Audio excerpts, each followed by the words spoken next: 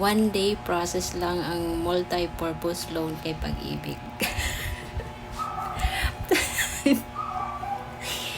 Share ko sa inyo, bago pa lang ako member ni Pag-ibig, ano pa lang ako, bali ngayon ang posted contribution ko is 27 pa lang.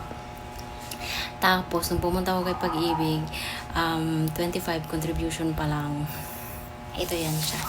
Kasi pumunta ako may nakita kasi ako sa website na pwede din daw mag-loan ang merong at least 12 months contribution.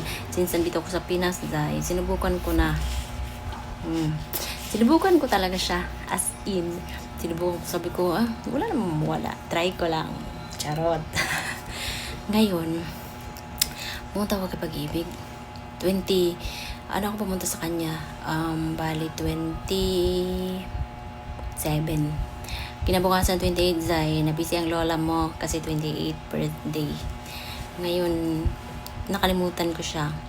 Nung 29, naalala ko ulit. Hapon na, mga 3 o'clock na ng hapon. Doon ko na naalala, ay, meron pala kayo pa-process na loan. Charot. Kasi gusto ko online na lang mag-process. Kasi pag doon sa branch, ang haba ng pila, sobrang matatanggalan ka. Ngayon, wala akong tiyaga sa ganyan eh.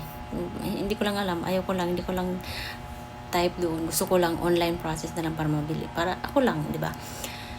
Ngayon, sinubukan ko dahil, bali, pinrocess ko siya ng 29 ng hapon, alas 3. Dahil, nagulat ako ngayon,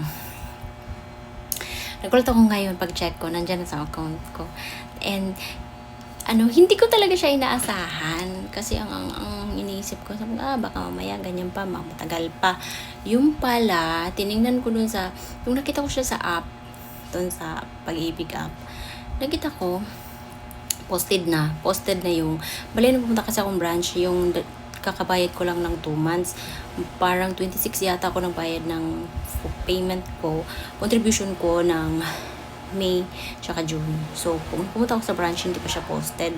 Kasi, usually, 2 to 3 days naman talaga bago ma-posted, di ba? Kahapon siya posted na yung aking contribution. So, 27 contribution ako. Bali pala, pumunta ako kay Pag-ibig. Yung aking total contribution is